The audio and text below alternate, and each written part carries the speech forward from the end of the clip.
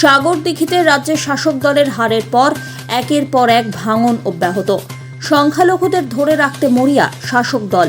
নদিয়া জেলার ভারত বাংলাদেশ সীমান্তবর্তী সংখ্যালঘু অধিবেশিত এলাকা তৃণমূল কংগ্রেসের ছেড়ে দল থেকে প্রায় শতাধিক তৃণমূল কংগ্রেস কর্মী সমর্থকরা জাতীয় কংগ্রেসে যোগদান করল।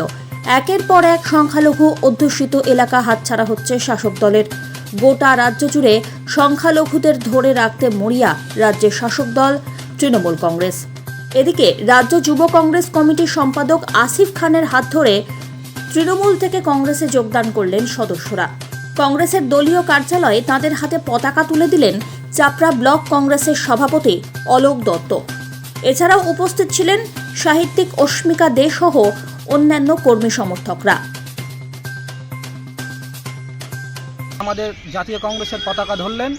আমরা দৃঢ় বিশ্বাস যে চাপড়া ব্লক এখান থেকে শুরুবাত হলো।